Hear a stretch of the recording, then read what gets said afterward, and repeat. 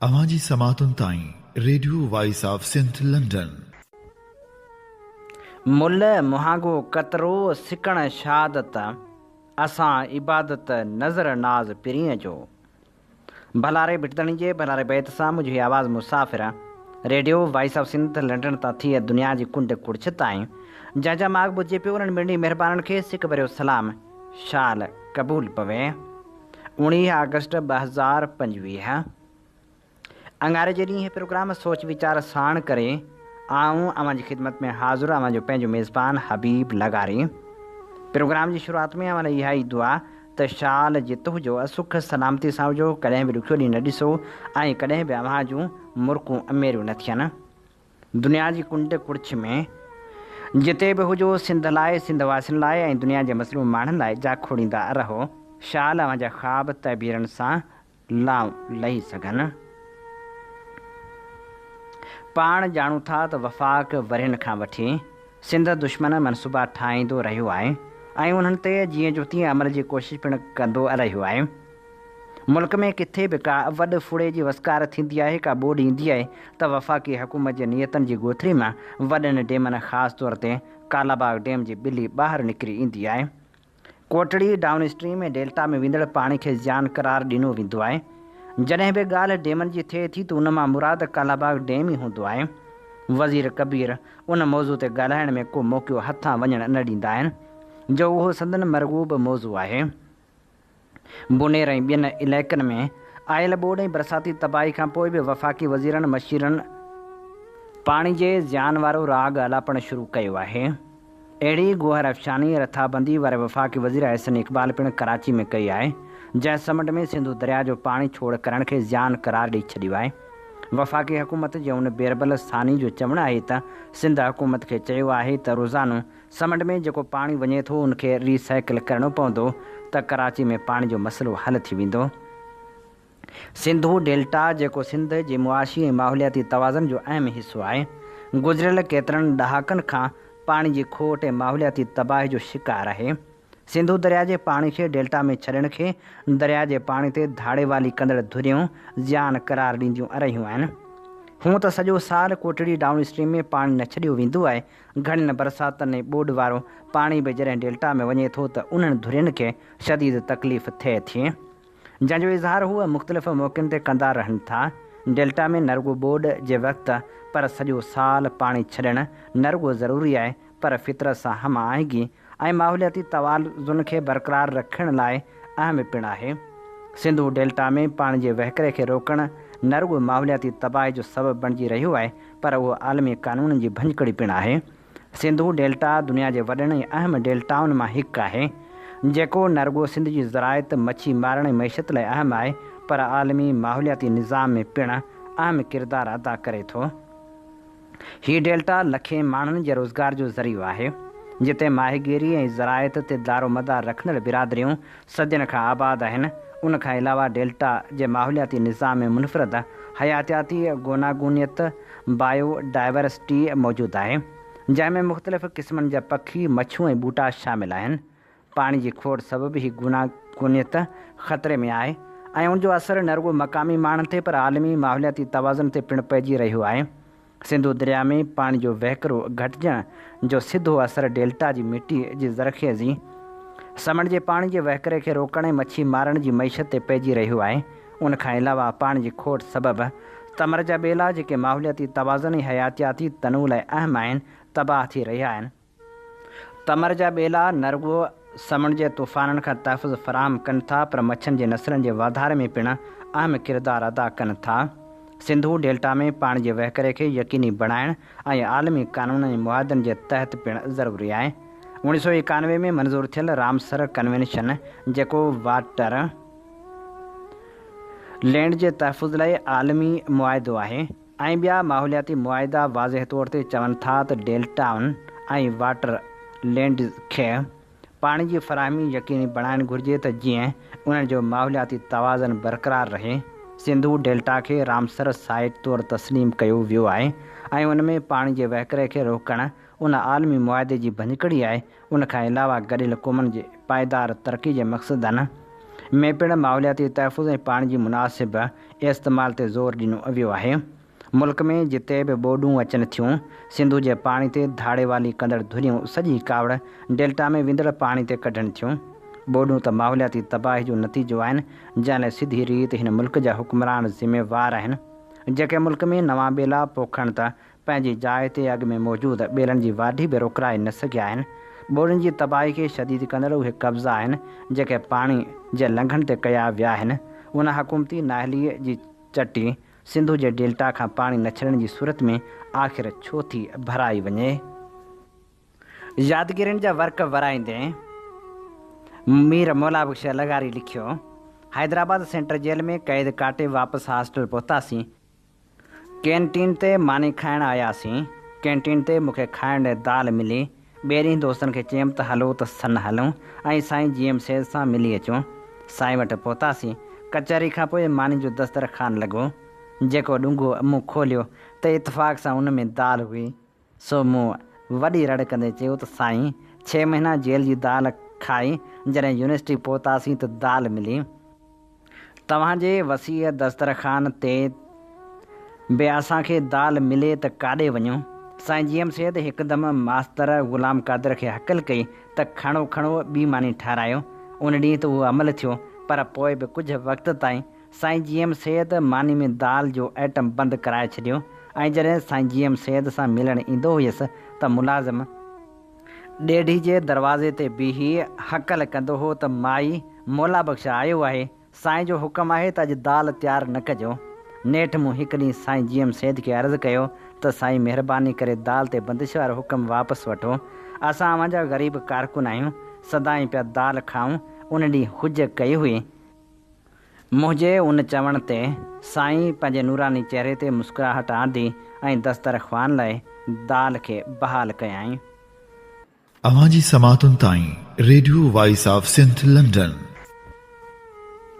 आम हीअं ॿुधी रहिया आहियो radio voice of Sindh London. अवांजी ख़िदमत में प्रोग्राम पेश कयो पियो वञे सोच वीचार जे हिन सफ़र में आऊं अवां सां मुखातिब आहियां पंहिंजो मेज़बान हबीब लगारी।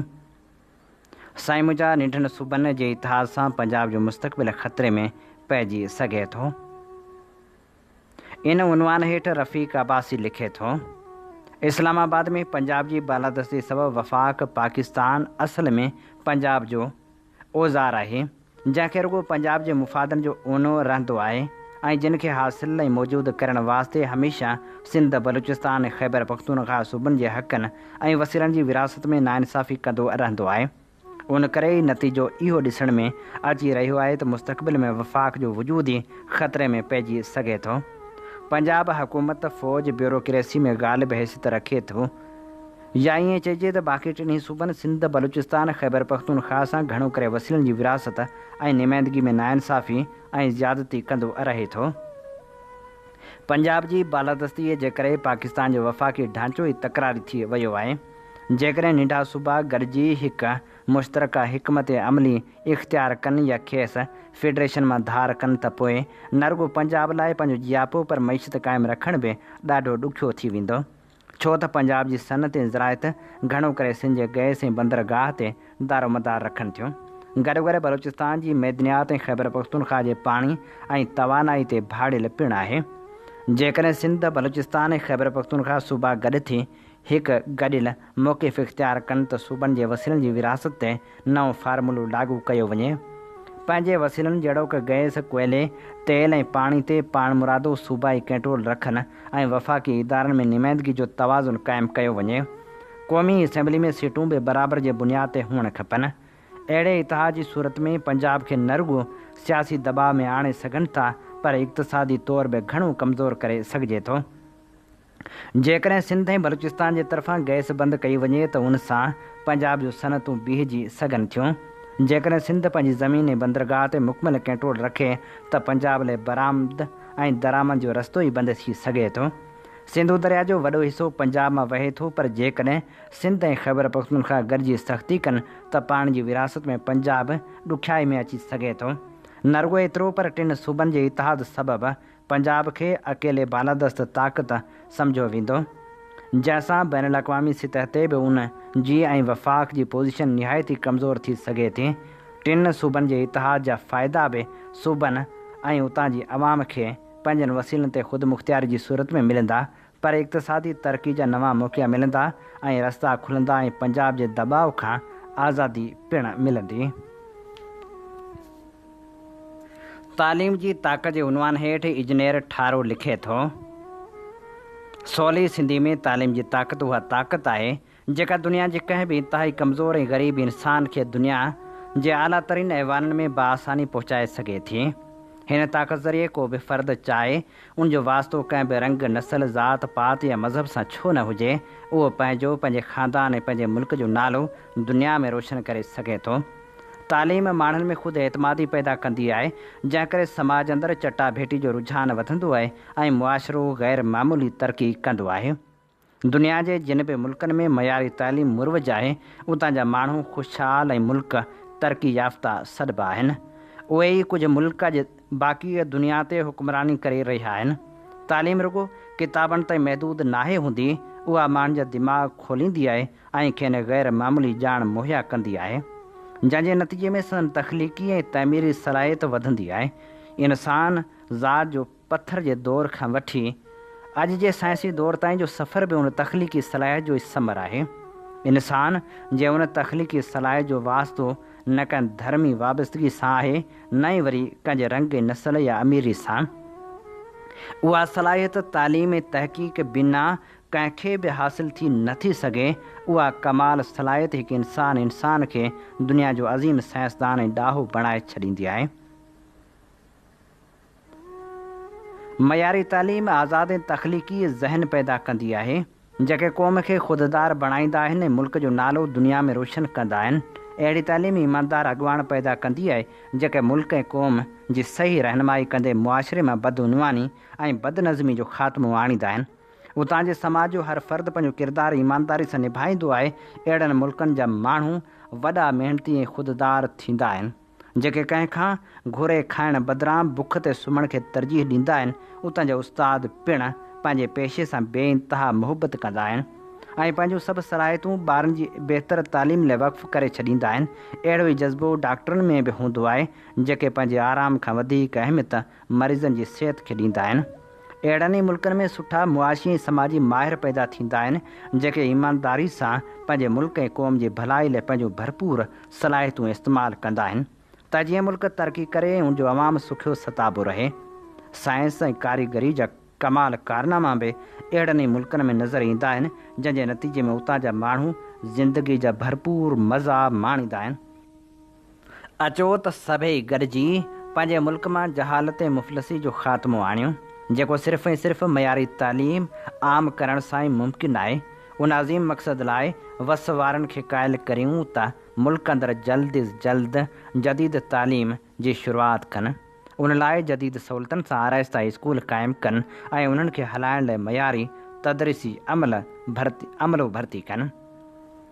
उनखां सवाइ साइंस ऐं टेक्नोलॉजी सां गॾु सोशल साइंस ऐं तिब जा आला तरीन इदारा क़ाइमु कनि ऐं उन्हनि खे हलाइण लाइ तरक़ी याफ़्ता मुल्कनि जे तइ कयल मयार ऐं उसूलनि मुताबिक़ अमलो मुक़ररु कनि, खेनि घुर्बल सहूलियतूं ऐं रक़म मुहैया कनि। साॻिए वक़्तु मुल्क अंदरि बैन अक़वामी सतह जा तहक़ीक़ी इदारा क़ाइमु कनि ऐं उन्हनि खे हलाइण लाइ जोगा उपाउ वठनि, त जीअं असांजो मुल्क ज़राइत, चौपाए माल ऐं ॿियनि हुनरी ऐं अदबी शोबनि में असराइती तरक़ी करे सघे। असल में मयारी तालीमी इदारा ई तालीम जी ताक़त खे उजागर कंदा आहिनि, जंहिं ज़रिए हर उहो कमु करे सघिबो आहे जेको बज़ाहिर मुश्किल ऐं अणथियणो हूंदो आहे। अवांजी समातुनि ताईं radio voice of Sindh London. अवीं ॿुधी रहिया आहियो प्रोग्राम सोच वीचार जे हिन सफ़र में आऊं अवां सां मुखातिब अवांजो पंहिंजो मेज़बान हबीब लगारी। नामियारो क़ौम परस्त अॻवान लेखक नवाज़ खान ज़ौर क़ौमूं, ॾुखियूं हालतूं ऐं तब्दीली जो अमल जे उनवान हेठि लिखे थो। सिंध सियासी शौर में सभिनी खां अॻिते आहे। हीउ उहो जुमिलो आहे जेको हिन ख़िते में पूरा ॿ सिंधियुनि जी सियासी सञाह लाइ इस्तेमालु थींदो रहियो। सिंधी हिन ख़िते जे ॿिनि महकूम क़ौमुनि लाइ ॼण के सियासी उत्साह जो ज़रियो हुआ। सियासी अदब हो जंहिंजी फरावानी हुई। किताब हुआ जेके शौक़ सां वॾे पैमाने ते पढ़िया वेंदा हुआ। स्टडी सर्कलनि जो जार हो जेको जिथे किथे पखड़ियल हो ऐं उन्हनि में सियासी कारकुन गॾिजी वेही सियासत फ़लसफ़े फ़िक्र नज़रियनि इनक़लाबी जदोजहदनि तारीख़ अदब आतम कहाणियुनि नावलनि इनक़लाबनि ऐं दुनिया जहान जे मसइलनि बाबति पढ़ंदा परोड़ींदा वीचार वंडींदा ऐं हिक ॿिए खां सिखंदा सेखारींदा हुआ। इनक़लाबी क़ौमी शाइरी जा दौर हलंदा हुआ। गीतनि जी गुंजार थींदी हुई। तेज़ ऐं तिखनि बहसनि मुबाहिसनि वारियूं वेहकूं थींदियूं हुयूं। जलसा जुलूस ऐं एहतजाज हूंदा हुआ। दिलनि खे गरमाईंदड़ तक़रीरूं थींदियूं हुयूं। उन ज़माने में अब्दुल वाहिद आरिसर, रसूल बश पलीजी, हफ़ीज़ कुरैशी, जाम साकी जहिड़ा वलवला अंगेज़ मुक़रर ऐं डॉक्टर अरबाब ख्वावड़, प्रोफेसर उमर मेमण ऐं डॉक्टर फ़िरोज़ अहमद ख्वाजा जहिड़ा मुदलिल सियासी लेक्चरकार हूंदा हुआ जंहिंजा लफ़्ज़ दिमाग़नि में इनक़लाब जी रोशनी ऐं दिलनि में आज़ादी जी तड़प भारे विझंदा हुआ। कॾहिं कॾहिं सारी सारी राति जलसा हलंदा हुआ तांजो निखट नई वेंदा हुआ ऐं पिरह पांध खणंदी हुई तॾहिं उजाग लखड़ियुनि सां माण्हू घरनि ॾांहुं मोट कंदा हुआ। उहो ई अरसो आहे जंहिंमें सिंध धारियुनि जी आबादकारी मैदनी वसीलनि जी फुरलुट ऐं कालाबाग डैम जे ख़िलाफ़ तारीख़ी जदोजहदूं कयूं। उन्हनि जदोजहदनि सां गॾु सिंध बदतरीन आमरियतनि ख़िलाफ़ पिणु सीना सपर थी बीठी। ज़ियाशाहीअ जे ख़िलाफ़ न बलूचिस्तान उथी खड़ो थियो, न पंजाब पेर अॻिते वधाया ऐं न पश्तूननि काई ॻणण लाइक़ु वॾी हिमत कई। उहे रुॻो सिंधी हुआ जिन जे सीननि जी धवणी में जमहूरियत जी आग धगंदी रही। साॻे वक़्तु सदन दिलनि में वतन दोस्ती जी रोशनी उणे ई टिमकाट कंदी रही। जिते 20वीं सदी में सिंधी बम्बई खां आज़ादी, अंग्रेज़ मुख़ालिफ़ जदोजहद, वन यूनिट जो ख़ात्मो, कराचीअ जी सिंध में वापसी, वोटर लिस्टुनि जी सिंधी में छपाई, जमहूरियत जी बहालीअ वारी तहरीक, बिहारियुनि ऐं ॿियनि धारियुनि ख़िलाफ़ तहरीक ऐं कालाबाग डैम ख़िलाफ़ जदोजहद जहिड़ियूं तहरीकूं ऐं कामयाबियूं सिंध जे सियासी पांध में आहिनि। उते 21वीं सदीअ जे हिन पहिरीं चौथाई में ॿिटे बल्दियाती निज़ाम खे रद्द कराइण, ॿेटनि ते वफ़ाक़ जे कब्ज़े खे रोकण, कराची खे वफ़ाक़ी इख़्तियारनि जे हथ में ॾियण जहिड़ियुनि साज़िशनि खे नाकाम बणाइण ऐं कैनालनि जी वक़्ती रोकथाम जहिड़ियूं कामयाबियूं पिणु सिंध जे सियासी तहरीक जी झोली में आहिनि।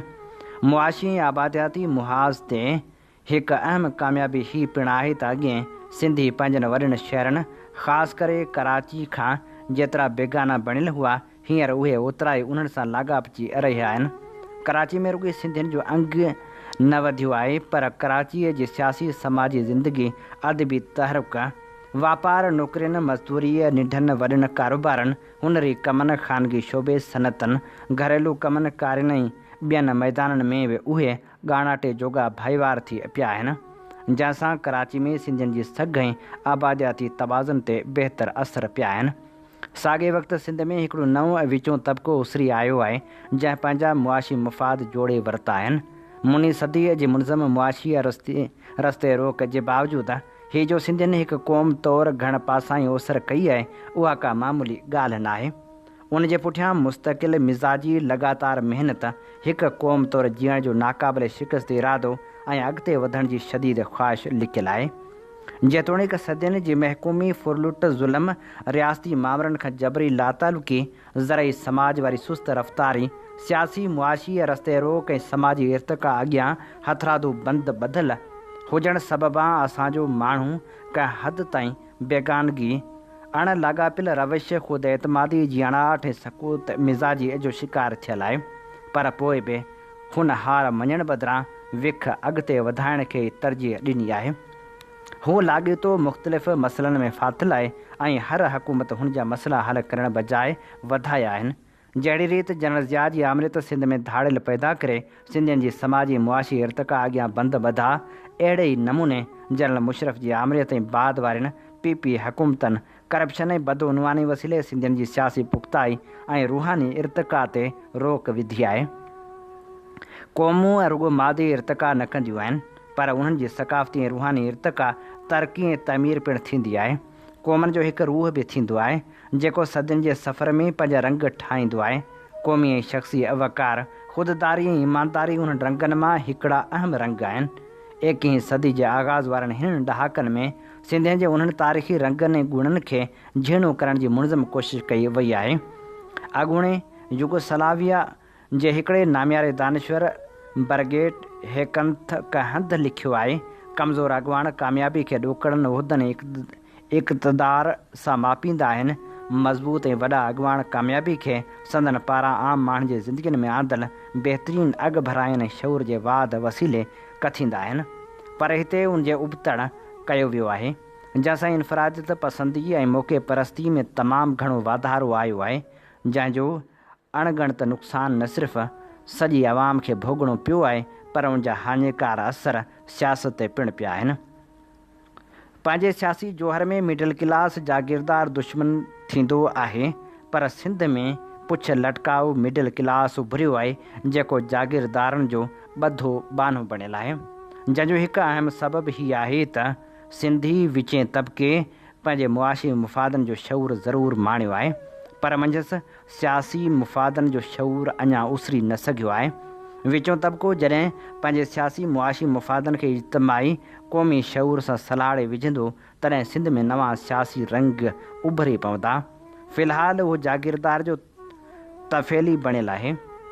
सिंध जे जागीरदार सियासी क़ुवत समाज ते पंहिंजी राजनीतिक जकड़ सघारी रखण लाइ कॾहिं कॾहिं सक़ाफ़त ऐं हुबल वतनी जा सांग पिणु रचाईंदी आहे। कंहिं लिहाज़ खां सियासत में हुबल वतनी जी सित सफ़ा हेठां ई आहे। कंहिं बि क़ौम खे पंहिंजो क़ौमी तशख़ुस बरक़रार रखण लाइ सिर्फ़ु हुबल वतनी काफ़ी न आहे, पर उनखे सियासी नज़रियाती शक्ल में मरबूत करणु लाज़मी हूंदो आहे। हुबल वतनी पंहिंजे देश सां मुहबत जो सादो अहसासु आहे। वतन दोस्ती पंहिंजे देश जे पासे हुजणु या पंहिंजे देश खे अवलियत ॾियण जो नालो आहे, ऐं क़ौम परस्ती पंहिंजे अलॻि क़ौमी तशख़ुस ऐं जुदागाना मुल्की हैसियत जो शऊर ऐं उन्हनि जी आज़ादी जो सियासी नज़रियो आहे। क़ौमी तामीर लाइ क़ौमी मुफ़ाद नज़रियाती शऊर बेहदि ज़रूरी आहे। जेतोणीकि सिंध में सियासी क़ौमी शऊर में वाधारो आयो आहे, पर सियासी तहरीक में लाथ आई आहे। असांजो आम माण्हू सियासी पार्टियुनि खां परे बीठो आहे। कॾहिं कॾहिं क़ौमनि जी ज़िंदगीअ में अहिड़ा मरहला ईंदा आहिनि। 1919 ऐं 1920 वारा साल हिंदुस्तान में वॾे भौचाल वारा साल हुआ। उन्हनि सालनि दौरान कांग्रेस जी अॻुवाणी बाल गंगाधर तिलक, गोपाल कृष्णा श्रीमती इनी बसंत ऐं मदन मोहन मालविया जहिड़नि अॻुवाणनि जे हथनि मां निकिरी महात्मा गांधी, मोतीलाल नेहरू, श्रीमती सरोजनी सीआर दास ऐं मौलाना अबुल कलाम आज़ाद जहिड़नि अॻुवाणनि जे हथनि में आई। सीआर दास तमामु वॾो माण्हू हो।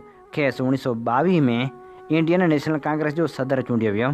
चो तरफ़ कुकड़ू कू लॻी पई हुई। साथ ई साथ खेसि दाहूं करणियूं पियूं त 2-टे साल अॻु वारो जज़्बो केॾांहुं वियो। पर अहिड़ियूं कैफ़ियतूं आरज़ी थींदियूं आहिनि। मुस्तक़िल कैफ़ियत तब्दीली ऐं तहरुक आहे। हिंदुस्तान जे बाद वारे ज़माने जेके सियासी उथलूं पुथलूं ॾिठियूं, तिन आख़िरकार पुॼाणी वञी आज़ादी तय कई। नाज़ी अक़ूबत खाने में जुलिस फ्यूचक तशदुद हाणे जिस्म सां थधे फ़र्श ते पियो हो। संदसि कपिड़ा रत में ॿुॾा पिया हुआ। 2 नाज़ी सिपाही ज़ख़्मी फ्यूचक जे मथां अची बीठा। अक़ूबत खाने जे कारिन भितियुनि ते राज जा पाछा पखड़िया पिया हुआ। लॻे थो सुबुह ताईं मरी वेंदो, सिपाहियुनि चयो। सुबुह जो क़ैदी जहिड़ो हो, लॻे थो घोड़े जो जिस्म अथसि। सिपाहियुनि हैरत जो इज़हार कयो। तारीख़ जे डिघे अक़ूबत खाने में मुंहिंजी क़ौम जो जिस्म पिणु रतो रत रहियो आहे। पोइ बि उहा जीअंदी आई आहे। मुंहिंजी क़ौम खे बि घोड़नि जो जिस्म आहे, रूह इंसानी जिस्म घोड़े जो, जंहिं रत जे दरियाउनि में पाण खे न सिर्फ़ु ज़िंदा रखियो आहे, पर संस पुठी ते हमेशह लाइ चोटिल रहण जी कोशिशि कंदड़ हर धारे सवार खे अंत में फेराए पट ते पे हयो आहे। उहा हाणे बि जहिड़ी रहणी आहे, उहा लाज़वाल ऐं नाक़ाबिले शिकस्त आहे। निढड़ा हुआसीं, प्राइमरी में पढ़ंदा हुआसीं। जे आऊं भुलिजा नथो त प्राइमरी जे 4हीं या 5हीं दर्जे में हिकिड़ो सबक़ु हूंदो हो साइंस जे बारे में। उन में हिकिड़ो सादो साइंसी जुमिलो हूंदो हो, कहिड़ो बि ज़ोर शयुनि खे चोरे थो। असां अक्सर करे उहो जुमिलो मज़ाक़ में वरजाईंदा रहंदा हुआसीं। हाणे निसाब में घणियूं तब्दीलियूं अची वियूं आहिनि। मूंखे ख़बर न आहे त प्राइमरी में हाणे उहो सबक़ु ऐं उन सबक़ में उहो जुमिलो आहे या न, पर आउं सम्झां थो थी त पाकिस्तान में हाणे साइंस, ख़ासि तौर ते समाजी साइंस खे अमली तौरु उबते पहिरें हलायो पियो वञे। शायदि मथे जुमिले खे हाणे बदिलाए हीअं कयो वियो आहे, कहिड़ो बि ज़ोर शयुनि खे रोके सघे थो। थी सघे थो त अवां खे पढ़िया कढ़िया दोस्त उन जुमिले खे ईअं मज़ाक़ में वठनि जीअं असीं पहिरें जुमिले खे बारोतण में मज़ाक़ में वठंदा हुआसीं, पर हीउ जुमिलो कंहिं मज़ाक़ बदिरां रियासती इदारनि जो मोल मतो थी पियो आहे। उन करे उहे हर शइ खे ज़बरदस्ती वसीले रोकणु घुरनि था। तशदुद, दबाव, ब्लैक मेली, ज़ोरी इस्तीफ़ाऊं, जबरी गुमशुदियूं, सियासी क़त्ल, अटकलूं, साज़िशूं, असेंबली में सियासी राय खां ख़ाली इगड़ियुनि जा गुॾा, कामोरा शाही में मुदाख़लत, करप्शन, बदउनवानी, मुख़्तियारकार त मुख़्तियारकार, पर पटे वाले खे बि पंहिंजे पोयां लूर लूर करण ते हिराइण जी कोशिश, समाज मथां रोक जा मुख़्तलिफ़ हरबा। कहिड़ो बि ज़ोर शयुनि खे रोके थो, पर छा वाक़ई बि ईअं आहे? ही जा तारीख़ तब्दीलियुनि, इनकलाबनि, उथलनि पुथलनि, आज़ादियुनि ऐं फेरियुनि घेरियुनि सां भरी पई आहे। उहा समूरनि ज़ोरनि खे टोड़े अॻिते वधी आहे। को बि ज़ोर तब्दीली जे अमल खे रोके नथो सघे। ज़ोर झुड़ वांगुरु हूंदो आहे जंहिंमें सिजु नज़र न ईंदो आहे, पर जीअं ई ककर छिडा थींदा आहिनि, सिजु निकिरी निर्वार थींदो आहे पंहिंजी पूरी ताबनाकी ऐं रोशनी सां। समाजी साइंस चए थी त तब्दीली अणटर आहे, आज़ादी अणटर आहे। क़ौमूं पंहिंजे वतनी ऐं क़ौमी तशख़ुस खां घणो वक़्तु गाफ़िल रही न सघंदियूं आहिनि। उन करे हाय घोड़ा, निराशाई ऐं थकावट बदिरां ऐं साॻिए वक़्तु ठली नारेबाज़ी ऐं सियासी इंतिहा पसंदी जो शिकार थियण बदिरां पाण खे आम माण्हुनि सां ऐं आम माण्हुनि खे क़ौमी मुफ़ादनि जे नुमाइंदा पार्टी सां सलाहण जी ज़रूरत आहे। आस्ते ई सही, पर हलो त पंहिंजनि माण्हुनि ॾांहुं हलूं ऐं क़ौमी सियासी ताक़त तख़लीक़ करियूं। हीअ असीं अवां जी ख़िदमत में पेश करे रहिया हुआसीं नाम्यारे क़ौम परस्त अॻवान ऐं नाम्यारे लेखक ऐं शाइर नवाज़ ख़ान ज़ौर जो लिखियल ख़ूबसूरत लेख। अवां जी समातुनि ताईं radio voice of Sindh London. आम हीअं ॿुधी रहिया आहियो radio voice of Sindh London. अवां जी ख़िदमत में प्रोग्राम पेश कयो पियो वञे सोच वीचार जे हिन सफ़र में आऊं अव्हां सां मुखातिब अवां जो पंहिंजो मेज़बान हबीब लगारी। प्रोग्राम सोच वीचार में हाणे आलमी मंज़रनामे ते नज़र डोड़ायूं था ऐं अवां जी ख़िदमत में पेश करियूं था नदीम अख़्तर जो लिखियल तज्ज़ियो, जंहिंजो उनवान आहे सदर प्यूटन एतिरो पुरएतमाद छो आहे।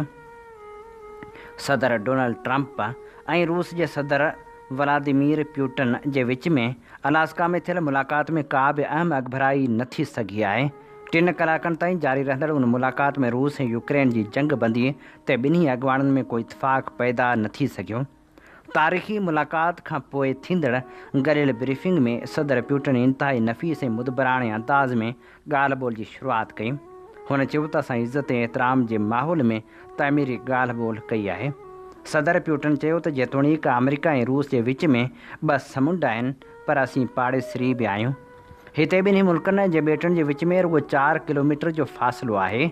असां वटि चर्च समेत केतिरियूं ई शयूं गॾियल आहिनि।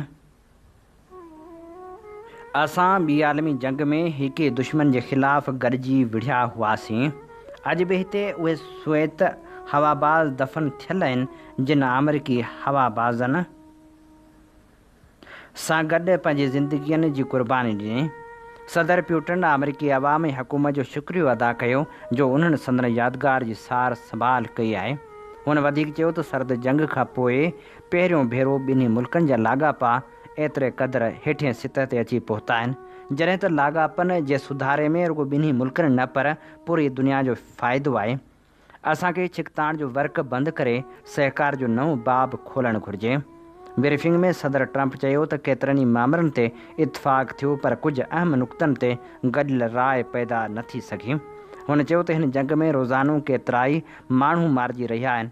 सदर ट्रंप रूसी सदर जो शुक्रियो अदा कंदे ॿीहर जल्द मिलण ऐं अमन क़ाइमु करण जे कोशिशुनि खे तेज़ करण जो अज़म ज़ाहिर कयो। बाद में हिकु अमरीकी टीवी इंटरव्यू में सदर ट्रंप यूक्रेन खे माली इमदाद ॾियण ते अॻूणे सदर जो बाइडन ते तनक़ीद बि कई। हुन चयो त यूरोप यूक्रेन खे सिर्फ़ु $100 अरब ॾिना आहिनि, जॾहिं त अमरीका $850 अरब जी वॾी रक़म ॾेई चुको आहे।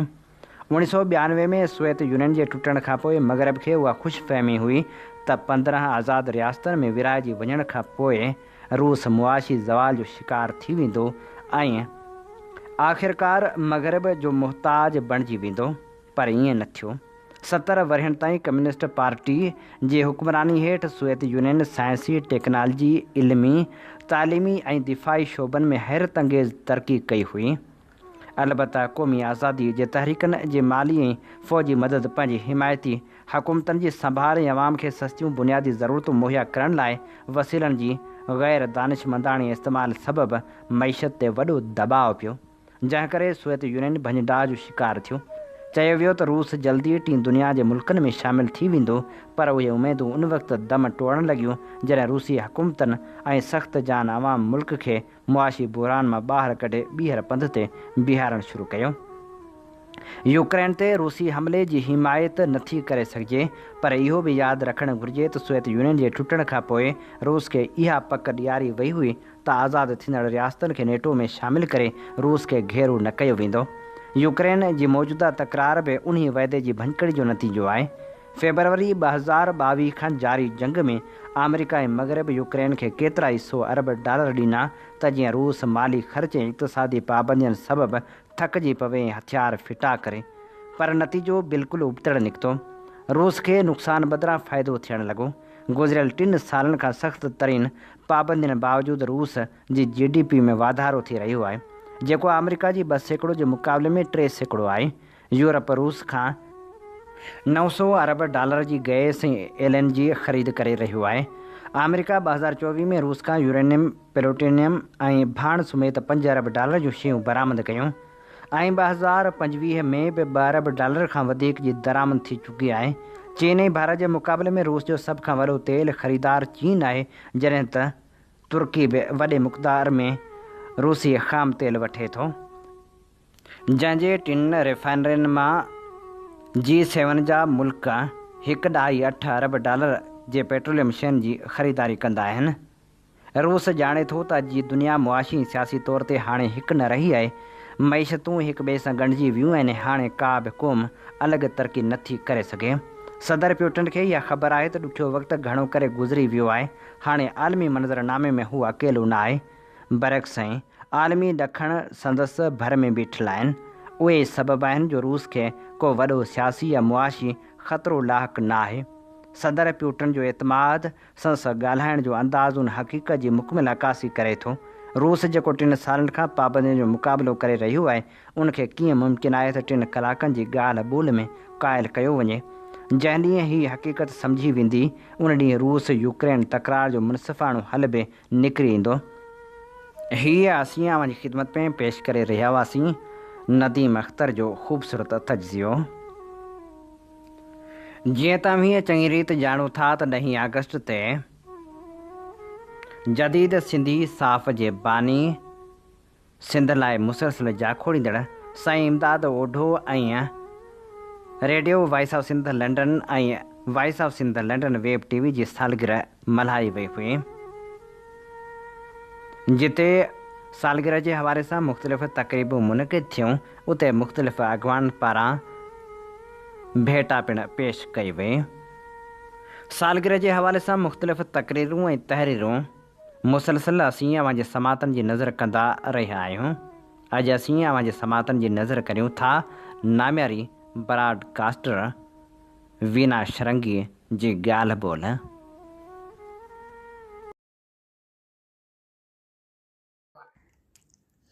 जी लतीफ़ पराडो सो सॾु वर वाई जो जे लही हुआ अॻु में ई गॾु ॿुधण में ॿ थिया। 10 अगस्त जी तारीख़ रेडियो वॉइस ऑफ सिंध जे नशरात जे हवाले सां अहम जाइ वालारे थी। इन तारीख़ ते सिंध जे बहबूदी, सिंधियुनि जे हक़नि, सिंध लाइ क़ुर्बानी ॾींदड़ सपूतनि, धाड़ेलनि जे आज़ार, अगवा जे वारदातुनि, नाबालिग अक़लियती तबिके जे मासूम नियाणियुनि जे जबरन मज़हब बदिलाइण, कारोकारी ऐं ॿियनि एंजनि लाइ वक़्तु ब वक़्तु रेडियो वॉइस ऑफ सिंध आवाज़ पे उथारियो आहे। नशरात ज़रिए पंहिंजी इख़लाक़ी फ़र्ज़ अदा पे कयो आहे। इल्मु अदब जे वाधारे लाइ यादगार प्रोग्रामनि जो सिलसिलो जारी रखियो। 10 अगस्त जी तारीख़ नशरात जे हवाले सां अहम जाइ वालारे थी जो इन ॾियारे यानी 10 अगस्त ते मानवारे इमदाद ओढे साहब जी सालगिरह बि आहे। मां वीना श्रृंगी भारत जी राजधानी दिल्लीअ मां अव्हां सां हवाउनि जे दोष ते मुखातिब थींदे सिंध हिंद विलायत जे सिंधियत प्रेमियुनि खे मुबारकूं पेश कंदे रेडियो वॉइस ऑफ सिंध जे समूरे स्टाफ सिंध जे ख़ुशहाली लाइ जाखोड़ींदड़ मानवारे इमदाद ओडे खे संदन सालगिरह जे मौक़े ते मुबारकूं पेश कंदे धड़ींदड़ दुआ घुरां थी त सुठी सिहत माणिन ऐं पंहिंजे पूरे ज़रिए मंज़िल ऐं मक़सद माणिन। रोहल फ़क़ीर फरमायो आहे, जिन खे इश्क अंदर में तिन खे उञ न बुख। रेडियो वॉइस ऑफ सिंध तरफ़ां नशरात ज़रिए सिंध जे मसइलनि लाइ वक़्तु ब वक़्तु आवाज़ उथारियो वियो आहे। पोइ चाहे पाणी जो मसइलो हुजे या हिंदू नाबालिग नियाणियुनि जे जबरी मज़हब बदिलाइण या वरी सिंध जे सपूतनि जे क़ुर्बानीनि ऐं मादिरी वतन ऐं इंसानी हक़नि जी ॻाल्हि हुजे, जंहिंजो सबूत Sindh national voice of Sindh web TV ऐं लाइव रेडियो तरफ़ां 13 सालगिरह मल्हाइण जे प्रोग्राम में असांखे नज़र ईंदो।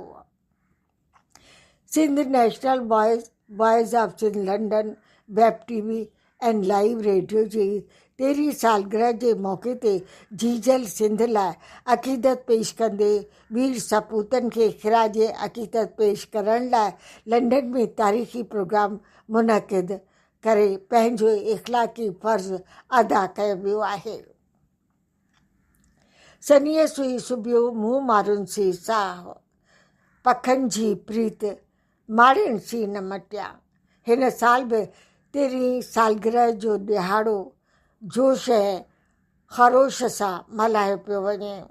इन मौक़े ते सिंध जे वीर सपूतनि खे यादि कंदे जीजल सिंध जे तरक़ी ऐं बहबूदीअ लाइ सदा बुलंद कंदे रेडियो वॉइस ऑफ सिंध ऐं वेब टीवी तरफ़ां तारीख़ी प्रोग्राम मुनक़िद कया विया आहिनि। मानवारे इमदाद ओडे साहब करे रेडियो वॉइस ऑफ सिंध जी नशरात सां मुंहिंजो बि नींहं जो नातो जुड़ी वियो। नशरात जे खेत्र सां जुड़ियल हुअण करे मां रेडियो वॉइस ऑफ सिंध जी नशरात बाक़ाइदे ॿुधंदी रहंदी आहियां। मुख़्तलिफ़ प्रोग्राम हवाउनि जे दोष ते परवाज़ कंदे मुंहिंजे दिलि ते दस्तक ॾींदा रहिया आहिनि। मूंखे यकीन आहे अव्हां जो बि रेडियो वॉइस ऑफ सिंध सां नींहं जो नातो जुड़ी वियो हूंदो। किन प्रोग्रामनि जो मां ज़िक्र कंदे सिलसिले खे अॻिते वधाईंदसि। पोइ चाहे सिंध जे पाणी जो मसइलो या इंसानी हक़नि जो कार्यकारी अगवा जो मसइलो, नाबालिग नियाणियुनि जो मज़हब बदिलाइण ऐं इल्मु अदब सां वाबस्ता प्रोग्राम, संदन जज़्बे खे सलाम आहे। इमदाद ओडे साहब पंहिंजे ऑटोग्राफी जल मशाल जल जे अर्पणा में हू फरमाइनि था त सिंध जे इन्हनि सपूतनि खे अर्पिया थो जिन धरती माउ जी सींद सवारण लाइ पंहिंजूं जानियूं क़ुर्बान कयूं, क़ैद काटिया, रियासती जबर सालनि जा साल बर्दाश्त कया, पोइ बि साबित कदम रहिया। इमदाद ओढो अर्पणा। रेडियो वॉइस ऑफ सिंध जे प्रोग्रामनि सां मां जुड़ियल रही आहियां। नशरात जे मुख़्तलिफ़ प्रोग्राम आम ऐं ख़ासि जो ध्यानु छिकाइनि था। इल्मी अदबी प्रोग्राम या वरी ॿियनि एंजनि सूरनि ऐं नाइंसाफ़ियुनि जी ॻाल्हि हुजे, ईमानदाराना इज़हार रिपोर्टूं ॿुधण ऐं ॾिसण वटां असांखे मिलंदियूं। रेडियो वॉइस ऑफ सिंध अवाम जो आवाज़ बणिजी पंहिंजो इख़लाक़ी फ़र्ज़ अदा करे रहियो आहे। ख़बरुनि जी दुनिया, सोच वीचार, इल्मी अदबी programme, post conversation, honour killing, worsening law and order situation. Radio voice of Sindh London जे पैटर्न मानवारी इमदाद ओढे के संदन सालगिरह जे मौके ते मुबारकूं पेश कंदे मां वीना श्रृंगी अवा खां इजाज़त वठी रही आहियां। कंवर पाड़ू पातार में भंवर भरे आकाश बिनी संधी गालड़ी रज़ा खांदी रास तहे इश्क खे शाबाश जंहिं मोहब्बती मेड़िया। इन ते ई प्रोग्राम सोच वीचार जो वक़्तु पुॼाणी ते पहुचे थो। पंहिंजे मेज़बान हबीब लगारी खे निसागी दुआ सां ॾींदा इजाज़त। वसे भिट तुंहिंजी भलारा सदा सदा देस परदेस सारा वसन। कॾहिं सींद सिंधी न मेरी थिए कॾहिं मोड़ कंहिंजा न मुरझाइजनि। अवां जी समातुनि ताईं radio voice of Sindh London